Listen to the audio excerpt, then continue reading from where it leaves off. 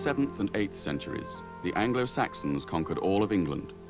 They divided it between 4 great warrior states, among the most powerful in Europe. These were the English kingdoms.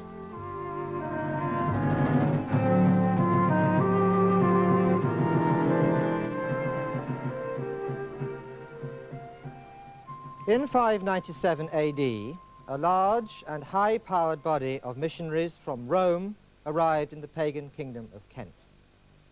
They had been sent by Pope Gregory the Great to bring what he called the Angles, or English, from heathen darkness into Christian light. Whatever else they did, they certainly brought new light to the hitherto baffled historian of the English, because Christianity meant literacy, and literacy at last means written sources. Thanks to these sources, above all to the great ecclesiastical history of the Venerable Bede, which was completed in 731, we know much more about England in the 7th and 8th centuries than we do about earlier times. All the same, early Christian England is still, to the modern eye, a very strange place. The most striking political feature of the 2 centuries after 597 is the emergence of 4 great kingdoms in what was to become England. We don't really know how many kingdoms there were in Germanic Britain in 597 at the start of this period, but there were at least a dozen, and quite probably many more. According to Bede, there were kingdoms of the Jutes in Kent itself and the Isle of Wight. There were kingdoms of the East, South, and West Saxons, Essex, Sussex, and Wessex. There were kingdoms of the Angles in East Anglia, Mercia, Deira, and Bernicia, and also an obscure and perhaps amorphous group of Middle Angles in the East Midlands. The map shows other kingdoms, like that of the Hwicce in what is now Gloucestershire and Worcestershire. 200 years later, when the Viking raids began to usher in a new era, there were in effect only 4 kingdoms left.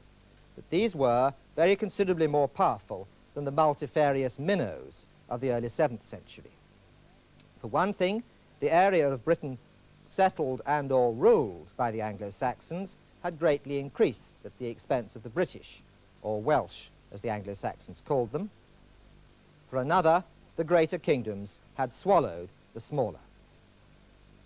The 4 surviving major kingdoms were Northumbria, blending Bernicia and Deira, from the Humber and the Mersey to the Forth and the southern uplands. Mercia, between Wales and the Fens, the Humber and the Thames. East Anglia, by now much the least significant. And finally, Wessex, south of the Thames from the Tamar to the Downs, which eventually formed a united kingdom of the English. What concerns me here is the emergence of these few great kingdoms out of the much more variegated political landscape around 597. Why was it these kingdoms that established their power? How did they govern and exploit their territory? What explains the fluctuations of power, so that Kent, Surrey, and Sussex were first Mercian, then West Saxon, and so that East Anglia, Northumbria, Mercia, and Wessex were each, in turn, top kingdom? Finally, is it possible to see here a drift towards the eventual unification of England? First, let's take a more detailed look at the history of one of these kingdoms, Mercia. Mercia began, perhaps no later than the mid-6th century, as the kingdom of the March, or border with the Britons, along the upper waters of the River Trent. Early medieval kings in northern Europe did not have what we would call capitals, but it was at Tamworth that Mercian kings liked to spend Christmas, which is probably a good index of where they were most at home. Mercia's first great king was Penda. He began a spectacular career by conquering the Hwicce around 628 and killing the king of Northumbria in battle 5 years later. He went on to dispose similarly of one other Northumbrian king and 3 kings of the East Angles. He also expanded Mercian territory at Welsh expense. He probably conquered what is now Herefordshire. In 655, he again attacked Northumbria with a vast army, but but this time was himself defeated and killed. Few such spectacular records have had quite so abrupt an end. By the middle of the 8th century, Mercia dominated the whole of Midland England and controlled London.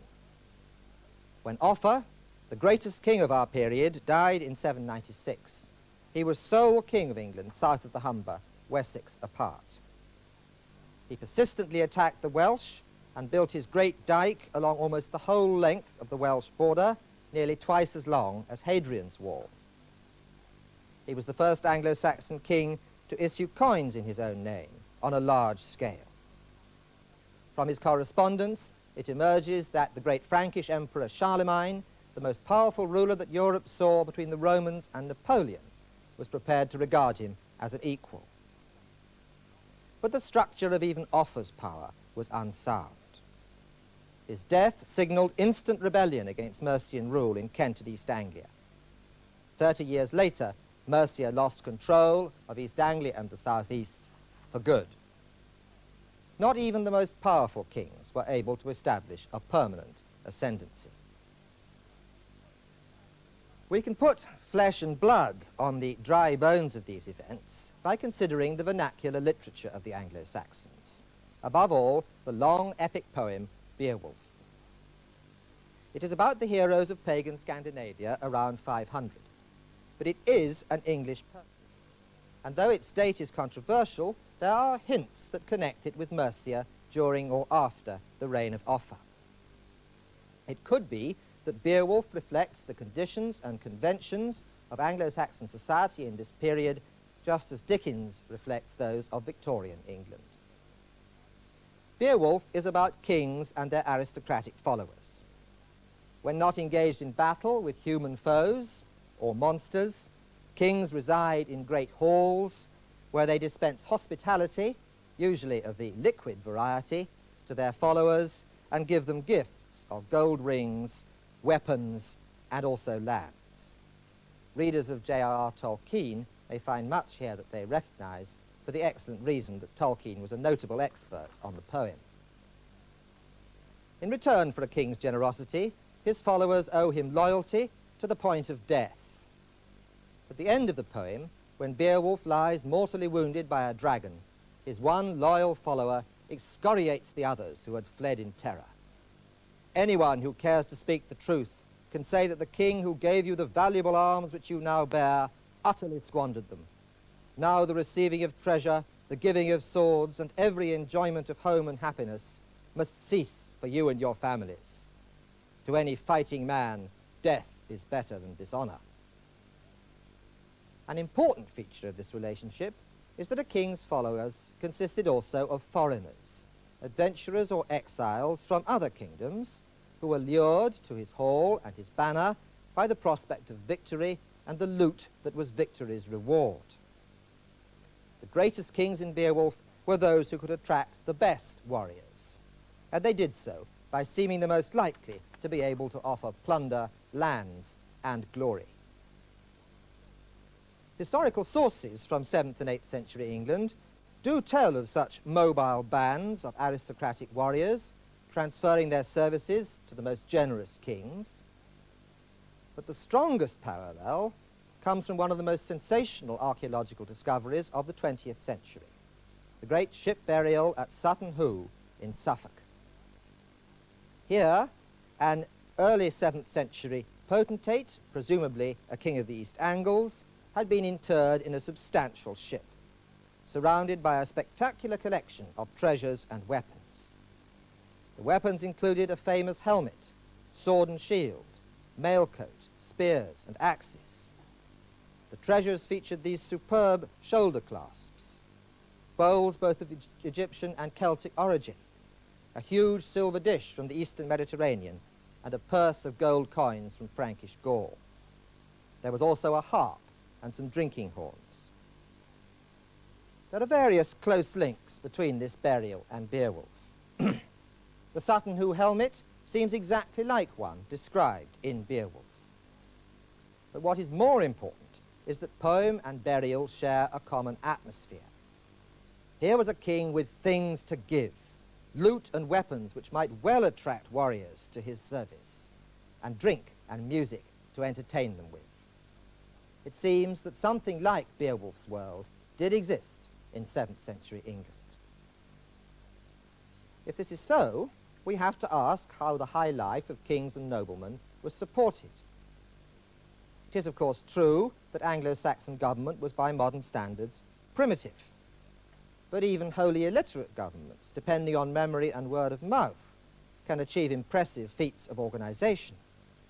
And in any case, Anglo-Saxon kings from the 7th century onwards did issue codes of law, like the Code of Ethelbert, the first English Christian king, and also charters, titles to property or privilege, like this important charter of King Athelbald of Mercia, Offa's immediate predecessor, which is dated 736.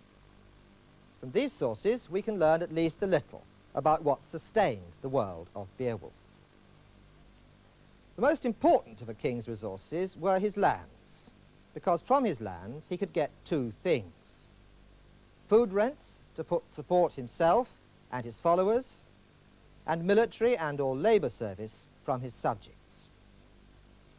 The basis on which this was worked out was what the Anglo-Saxons called a hide. The hide was defined by Bede as the amount of land that would support a single freeman and his immediate family. Note that it is a unit of yield, not of size. It measures the produce of a piece of land, whose actual acreage would therefore have varied according to its fertility, smaller with good land, larger with bad. And because the hidage, or assessment in hides, of an estate told one what it could produce, it also told a lord how much food he could himself collect from it, much as parsons used to take tithes. What this could mean in practical terms is shown by the amount of food rent owed by 10 hides, say 10 families, in the Kingdom of Wessex in the later 7th century, according to a law. 10 vats of honey, 300 loaves, 12 measures of Welsh ale, 30 of clear ale, 2 full-grown cows, or 10 wethers, 10 geese, 20 hens, 10 cheeses, a measure of butter, 5 salmon, 20 pounds of fodder, and 100 eels. Furthermore, because the hidage of a piece of land told one not only about its produce, but also about its able-bodied population, hides could also be used to assess obligation to work for the king, whether in war or peace. We know from charters that kings could demand attendance at the host, and also work on bridges, fortifications, and royal palaces from all their subjects. Offa's dyke was presumably the fruit of such obligations, and is spectacular testimony to their efficacy. One of the most intriguing and tantalizingly obscure documents from this period is known as the tribal hidage. It assigns round numbers of hides to every English kingdom except the Northumbrians, beginning with the Mercians. It could just be the assessment for food rent and labor service of his whole vast dominion by one of the powerful Mercian kings of the period. If so, it is evidence of a far more sophisticated administrative system than we would ever have dreamt about. Now, it's obvious that taxation of this kind posed problems of collection and storage, compared to which those of the common market's agricultural policy pale into insignificance. This brings us to a second key unit of the system, the royal vill or manor. Kings, as I've said, did not have capitals in the modern sense. They had a large number of royal estates scattered around their kingdom. It was here that the food rents of a locality were deposited. And the point was that kings moved continuously around their domains, from one royal vill to the next, consuming what had been left at each to sustain them.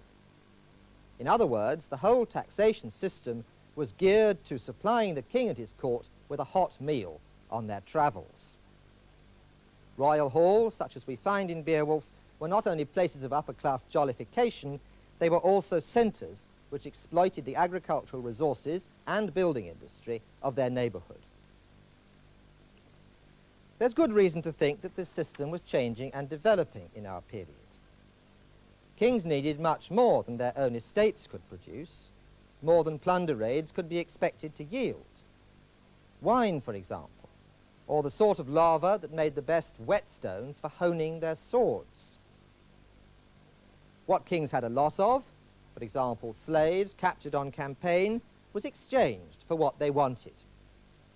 Increasingly, what's more, kings derived a direct income from this trade. For one thing, they took tolls on it. This Charter of Athelbald, dated 733, grants the Church of Rochester remission on customs payable at London. Secondly, even more important, kings in the second half of the 8th century were the first rulers in Britain since the Romans to issue coins in their own name. The growth of trade had prompted the minting of money in England since the mid-7th century, first in gold, then in silver. The distribution of early 8th century coin fines suggests that they were used not just in overseas trade, but also in local markets. But until the 750s, English coins did not bear a king's name. They were probably produced by the more prosperous traders, like the original banknotes.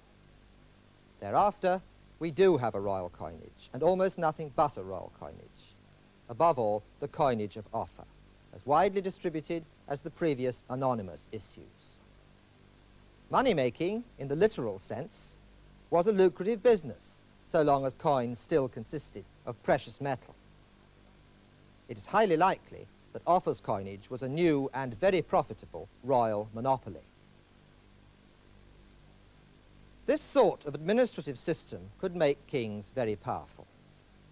But we've seen that though the political history of 7th and 8th century England is one of pikes swallowing minnows, no one ever quite managed to become the only fish in the pond. To understand this, we may return to the world of Beowulf.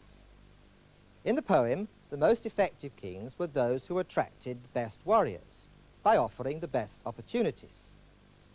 This gives an important clue to the success of the kingdoms that made it in the 7th and 8th centuries. These were the northern and western kingdoms, those with an open frontier against the Celts. And the reason must be that they had most to offer in loot and land. Thus, a king like Penda could dominate his Welsh and English neighbours because he could win over warriors and equip others with the spoils of the battlefield. The successors of the East Anglian king buried at Sutton Hoo had less to offer, quite simply because Penda was in the way. He killed 3 of them. Yet the fate of the once mighty East Anglian kingdom, and also ultimately of Mercia itself, is a warning that power like this had built-in obsolescence. The essence of successful kingship was generosity. But this means that more loot must constantly be plundered, more raids perpetually launched. With all the luck in the world, this is eventually impossible, biologically or geographically, or both. And when the limit is reached, warriors will seek fresh pastures. Royal power is like a snowball. While it moves, it grows. When it stops, it melts. So kingdoms were rather like public companies. They depend on warrior shareholders. And when adverse circumstances prompt a panic, a takeover by rivals is easy. Hence the pattern of fluctuating competition in political circles, the upper levels of society, for resources that were so well organized further down that a change of owner was relatively easy. So, was the eventual unification of England already inherent in the logic of 7th and 8th century politics? Bede describes how 7 Anglo-Saxon kings from various kingdoms between the late 5th and the later 7th centuries were overlords over all the southern English peoples. And he describes their power as an imperium, an empire. In the later 9th century, a source known as the Anglo-Saxon Chronicle gives this kind of authority the vernacular word Bretwalder, which appears to mean ruler of Britain. Finally, the 736 Charter of Athelbald, which we looked at before, calls him king not only of the Mercians, but of all the South English, and also King of Britain. We apparently have here an institution which pointed the way towards the union of at least the southern English peoples, and which it was appropriate for some reason to describe as rule of Britain in general. Many historians have thought that the office had defined rights and prerogatives which somehow transcended the often sordid theme of internecine Anglo-Saxon warfare. But we've seen that however stable and effective the administrative systems of Anglo-Saxon England were, its political structure was surprisingly fragile. Even Offa's power could hardly be sustained after his death, because power like his was resisted, resented, and rebelled against. One highly significant feature of the lists of overlords preserved both by Bede and the Anglo-Saxon Chronicle is that they omit the names of any single king of Mercia. There is no Penda, despite his terrorization of so many Anglo-Saxon kingdoms. No Athelbald, despite the explicit claim to the title in one of his charters. No Offa, though Charlemagne himself was unaware of any other English king south of the Humber. Bede was a Northumbrian. The Anglo-Saxon Chronicle was written in Wessex. So neither source is Mercian, and neither source is willing to acknowledge Mercian overlords. Sentiments like these were no basis for cosy political consensus between the Anglo-Saxon kingdoms. There is no real indication that any Anglo-Saxon kingdom was consistently powerful enough to overcome all the resentments incurred by its very ascendancy and create a permanently unified England. And yet there is a catch. We can say, by Offa's day, that some Anglo-Saxons did consider themselves as belonging to one single English people, a gens Anglorum. Bede did. He wrote an ecclesiastical history of the English people, and he was by no means the only early Anglo-Saxon to think in such terms. So here is a paradox.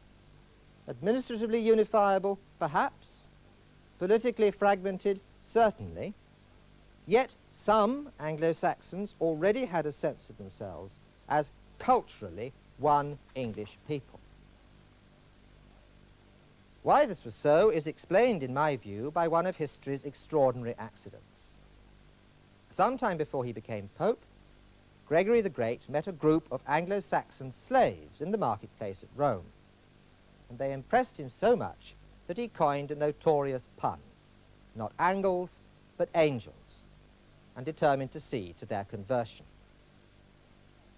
Romans like Gregory had tidy minds. I'd like to think that each of their one-time provinces was now dominated by a single barbarian people, as Gaul was by the Franks. The Anglo-Saxons that Gregory met actually were Angles. They were Yorkshiremen. Gregory became convinced that all barbarians in Britain were Angles, whereas it was normal at the time to call them Saxons, and still is among the Celts, as I'm reminded every time I'm called a Sassenach. Gregory invariably referred to Angles, however. So, as I said at the outset, he sent his missionaries to found the Church of the English, the Ecclesia Anglorum. The church that his missionaries founded at Canterbury was committed from the outset to the view that it was responsible for all Anglo-Saxon peoples, and that together they constituted the English people, the gens Anglorum. God is supposed by Englishmen to speak English. The first Englishmen were perhaps more conscious of their identity in the next world than in this. But this was one of the most important reasons why the Anglo-Saxons could ultimately outgrow their warrior adolescence and become the first European state to assume something like its present shape and structure.